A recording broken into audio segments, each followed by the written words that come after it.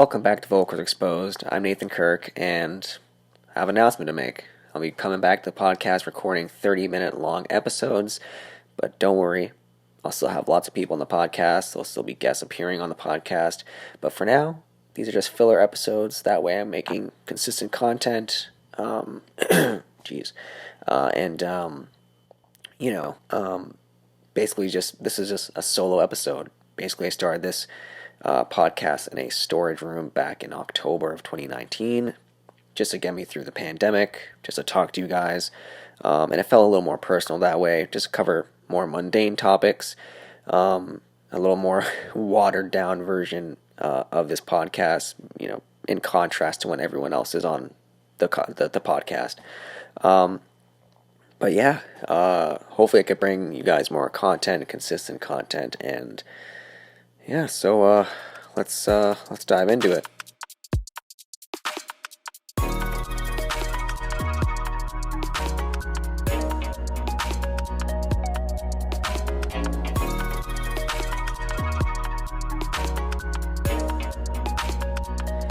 So basically today's topic is about, have you guys ever felt, or at least know for sure, that people in your life just suddenly stop contacting you, or maybe stop messaging you, stop sending you memes and reels and all this stuff? In general, they just stop messing with you. I know I definitely felt that way. And I mean, I feel this way all the time. And I notice it for sure. And I notice it every time a pivot in my life for the better, and I'm kind of moving forward, I'm moving up in my life. These people slowly kind of just fade away. It's like they don't. I can't say it's not like they don't want to see me elevate, but it's almost like this weird type of, God, I hate to use the word vibe.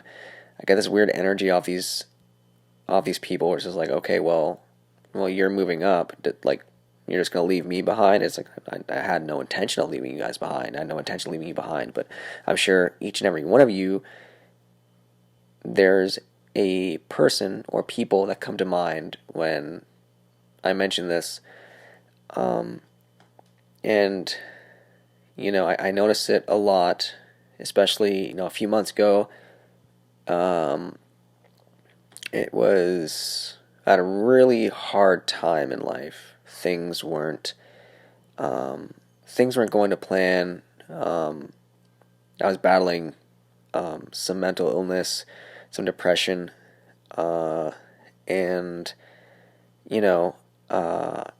got another job offer, and I was very hesitant to take it because it's about. Everyone tells you, like, oh, keep this safe job. Keep something that's safe, secure. It's a sure thing. And everybody was telling me that. And then, finally, my closest friends, and I only have, realistically, maybe two very close friends, they said, just do it. Just take the leap of faith, because you're just going to be sitting in the world of what if, and you can't live like that. So I did. I took a leap of faith and took this new job, and it's been going well. There's been a few hiccups along the way because it's kind of a new company. But that was pretty much one of the agreements that I made to the company as well as myself. There's going to be hiccups along the way, and I'm willing to take the bumpy roads to help the company get to where it needs to be, essentially. But I noticed, I never once slowed down contact with people. I still wanted to remain friends. I don't know. It's just, I ever since I just elevated my life or moved on up, not even just in terms of a job or a career or money or anything like that. Not even that. Like, just delete all that. Just in terms of my happiness, my mental health. I noticed when my mental health went up and I started feeling more confident, I started to notice a lot of people just slowly fade away. nor messaging me, nor sending me memes or reels or anything like that. And I've always wondered why that is. Why is it so rare to get people to fuel your fire in a good way? Why is it so hard to find these type of people? And I have very close friends that do this. Simon does this. Joseph does this. These are the people that are always happy to hear me improving my life, whether it's a small thing or a big thing. They're always cheering me on and giving me a lot of encouragement, and they're always very, very happy for me, and they're always celebrating my happiness when I do mention these stuff to them. But I can't even count on one hand. I can't even count on two hands, really, like how many people just faded away, gone. The amount of people I've met, and in some cases, it's not even like they don't like me anymore. Let's be real. There's some cases where just people just move on with their lives. There's things happen, they get too busy. But I just do know there's a lot of people where it's just so weird, where it's like, 1 week, like, oh, it's all good, I'm messaging them, and it's like all of a sudden they slowly start to fade away in the distance, and it's just weird. It's weird because I'm leveling up, and then it's just, I don't know. I've just noticed that when my happiness rises and things start to go good in my life, people start to leave. And I don't know, I'm sure you guys are thinking of a person or family members, friends. I'm sure there's people that come to mind when I'm talking about this. And just know that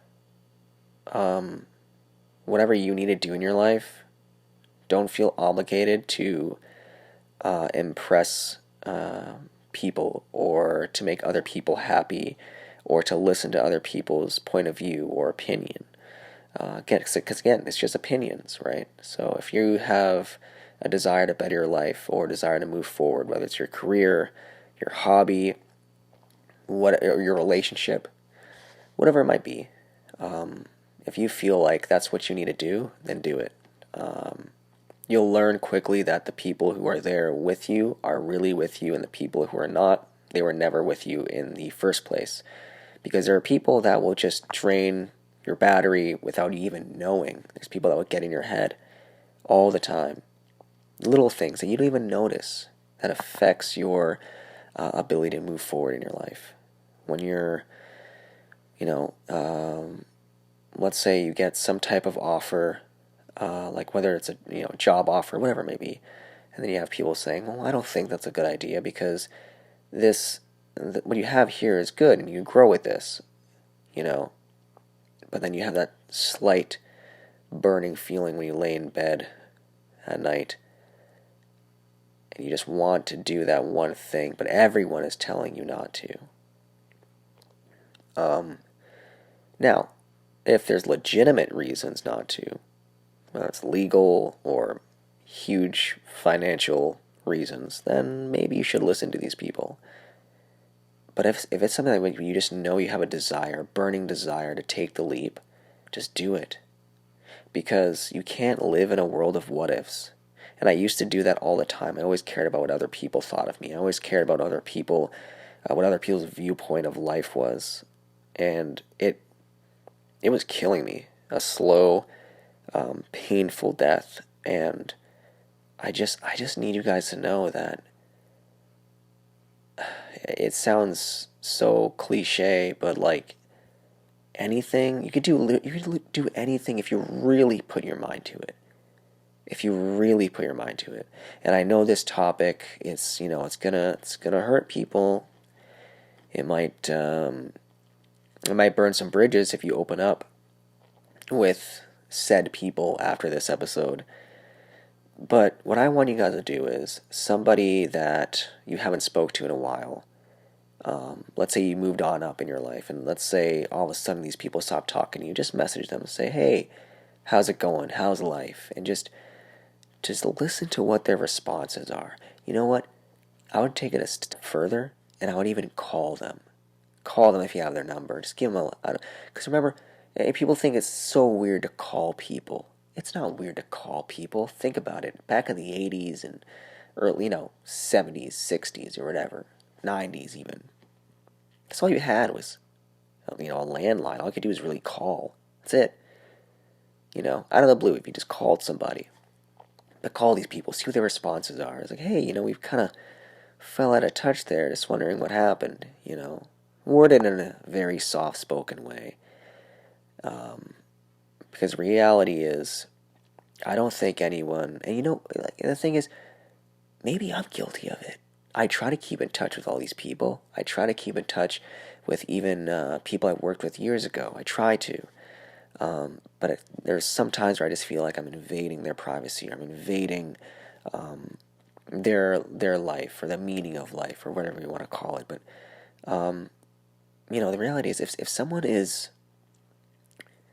says, oh, they got busy, or they're too busy, I don't know. It's just a fine line. It's a gray area where you say you're too busy because I don't think you're ever too busy to send a text message or a 30-second phone call. I don't think you're ever too busy. And I'm guilty of this too because I struggled so bad with ADHD, and I know it's everywhere. It's all over the internet. But like my brother and I, we have we have ADHD. More so my brother. It's harder for him to cope with it. Essentially, I found ways to cope with it. I find little patterns that help me throughout the day, but with ADHD, it is so hard to just start a task. Your brain is yelling at you to start a task, and your brain is telling you what things you need to do. You should be doing it, but you just can't. You're just paralyzed, and that's what happens with me in these phone calls, or when I want to call somebody or text somebody. It's really hard, but I force myself to do it. And you know what? In the end, if they don't answer at all, a few weeks go by, still no response, you got your answer from that person. They never messed with you in the first place. They wanted, I think they were there to gain some sort of benefit, and I can't say it's 100% negative benefit, but I don't think they would have celebrated your wins. And I don't think they would have. I don't think they would have cherished your small victories in life with you. And I knew a lot of people in high school, and I barely speak to any of them now. I have two people, Joseph and Simon. I've known Joseph now for 13 years. The only reason I know it's 13 years because we just filled out his passport documentations and stuff like that. I met Simon, so it would have been, I don't know, probably, let's say 10 or 12 years. But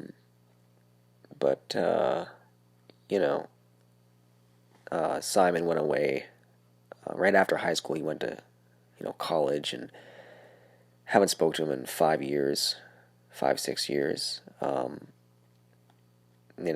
that kind of hurt me, like that, because it's my fault really, because I feel like I should have reached out a little more. But with that being said, he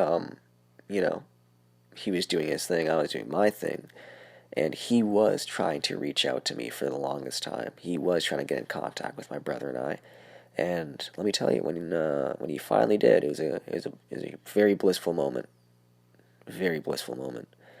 and from that moment on, I feel like, I really should reach out to people more. People that I've worked with, people I went to school with. But yeah, anyway, just reach out to people. Reach out to people that just suddenly,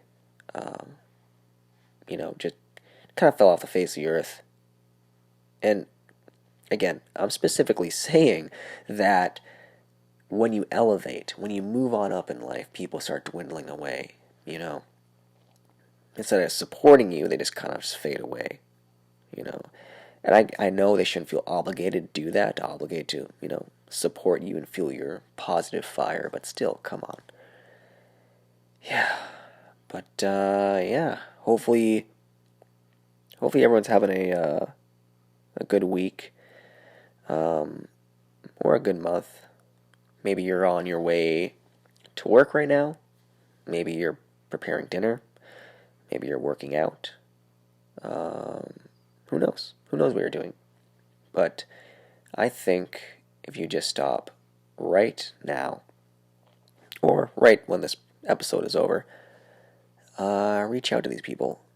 Because I'm sure you have a list in your head that you're thinking of right now. People that just, that slowly just disappeared. Just gone. Right off the face of the earth. And who knows? Maybe they legitimately got busy. Maybe a family thing happened. Who knows? But just reach out to them. Call them.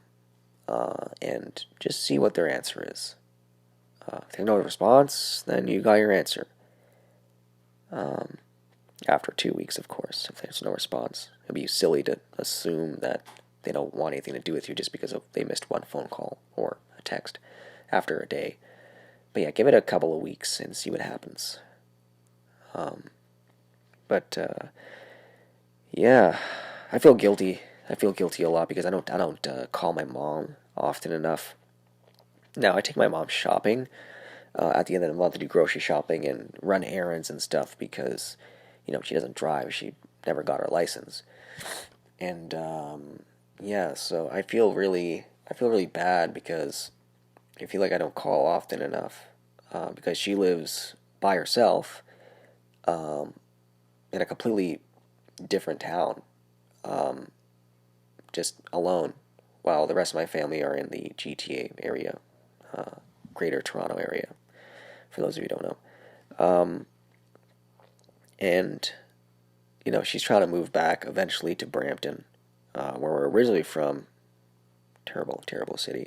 I cannot stand Brampton. But hey, you know what? At least she'll be around family all the time. And yeah, my mom and I don't have the closest relationship, which is crazy because I was a mama's boy as a kid, always clinging to my mom. Now we don't have the closest relationship. I think it's because I don't want to get into it, but there was a good period of time in our early teenage years, for probably about 3 to 5 years, where I was taking care of my mom and my brother because they had chronic depression, and I feel like I had the responsibility on my shoulders to make sure they were okay, and as I got older, in my 20s, all the stuff that I was going through deep down that I kind of shoved to the back of my head and kind of pushed to the side back then, and now it's just, it all comes crashing down on me. And recently I opened up to my mom about how her depression affected me and what that did to me as a kid, because it was really bad. It was really bad, and it's not her fault that she had depression, as you all know, because depression is depression. It's just there. It happens. But I just needed her to know, like, it's starting to affect me now, because as a kid, I just couldn't, I there was no room to be a kid. I had to grow up very fast. But yeah, I feel bad because I don't call my mom enough, because I feel like there's a weird energy where she's doing great, by the way. She's doing fine. She's doing amazing now. But yeah, I don't know. It's just that took a toll on me. But yeah, I don't want this episode to be a downer. I want this to be positive. So yeah, I know this is going to be a stinger to some people, but yeah, there's a lot of people that don't mess with you anymore. Hey, maybe it's because something you said. I didn't think about that one. Maybe it's something that you said in the past that you can't put your finger on. which that's something that haunts me because I hate it when people don't like me. I hate it. I know that's something I gotta get over. Which brings me to my next kind of tangent here. The I don't care personality, or the I don't care attitude. Now, I know a lot of people with this type of attitude. Now, it's good to not care about what people, like, if you don't care what people think of you, that's great. That's great. But I feel like a lot of people abuse this. And, great example, my ex, my son's mom, Noah's mom, she had some ridiculously just, her friends were just, I don't even know how to describe them. But there were some friends I did get along with. There are some friends that, they're not bad. They're not bad. But there are some friends, especially one in particular, where she was just so rude for no reason. Very rude. And had that very bold, I don't care personality. But in the way of like, oh, I can insult you and I don't care how you feel. Or I can just be rude or ignorant or whatever and I just don't care. You know what I mean? That's where it starts to get messy, because it's great to have an I don't care personality, but when your I don't cares start affecting people negatively, or the way people view you in a negative way, it's just like, what benefit are you gaining from that? I just never understood people like that. Like, I remember this one time, this is with this particular person, I'll never forget this, but we picked her up. I can't remember, but we were driving her home either way. I can't remember where we picked her up from, but we were driving her home.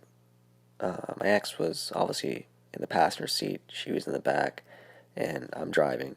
And, this particular area, it's very redneckish, hick-ish, I guess you can say. But, I grew up in the city, but realistically, with that being said, I also grew up in the country for 10 years as well, so I had a good mix. But, my clothing was pretty nice. It was like preppy clothing, and this particular person was insulting me the entire time, and I said nothing, like nothing. I didn't trigger anybody. I didn't say anything for her to say anything back to me. Just insulting me the whole time. I was like, oh, why are you? It's like, oh, you're saying like vulgar words, you know what I mean? And it was like, oh, you're gay and you're this because you're dressing preppy. It's like, okay, well, sorry, like that's that's your opinion. But one thing, it just blew my mind is, how could somebody be that way? How can you just insult people or put people like immediately assume or give this narrative on people just by looking at them? And like, how could you be that person?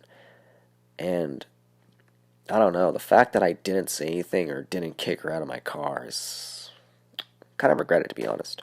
Kind of regret it. Never forget that moment.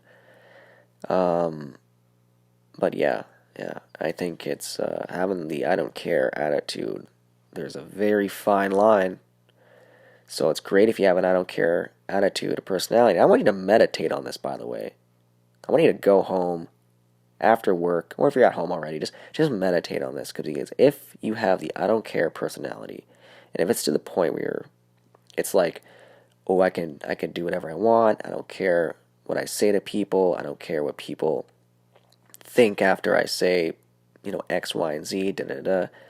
Like, just try and think and filter out what specifically counts as a good narrative or a good aspect on the I don't care personality. I'm sure there's a better word for this whole entire thing. I can't think of it right now. But if you're one of those people that just insult people for no reason, or cuss people out for no reason, or you're just loud and vulgar for no reason. I know a couple of people like that too, where it's rowdy and loud, and yeah, I don't know. If you're that type of person, I would I don't know. Maybe that's something you work on, because I'm not perfect, but that's something that you should probably work on, because yeah, I don't know. I've just never liked that kind of personality. But yeah, well, time is almost up this episode. Hope you guys enjoyed this solo episode. I'll be releasing more, hopefully weekly. And don't worry, let's have people on the podcast. And those episodes, they'll be, up to an hour, a little bit over an hour long. So kind of like the more traditional stuff you guys have been seeing lately. But yeah, these episodes kind of fill in the voids, a little more personal with you guys. But yeah, maybe this helps your commute to work or your 30-minute workout sesh, etc., etc. But yeah, that's pretty much it. I'll be posting this on YouTube. I finally have the Vocal Cords Exposed YouTube channel up and going. But yeah, you can find me anywhere else. You can find me on Instagram, Prototype Dreamwalker. Still a weird handle, but still. I'm also on TikTok, just Nathan Kirk, probably Nathan Kirk 3, I think it is, because I guess you can't just use your name for some reason. And yeah, that's pretty much about it. As for YouTube, yeah, hopefully it goes well, because I'm kind of relying on that. But yeah, but still, hopefully you guys have a great day, week, and I'll be hearing you guys. Well, you'll be hearing from me next week. But yeah, remember, call that person, message that person, see what their response is, because I'm actually curious. If I post a clip on Instagram, comment down below what the results are. Other than that, have a good day, have a good week. Bye now.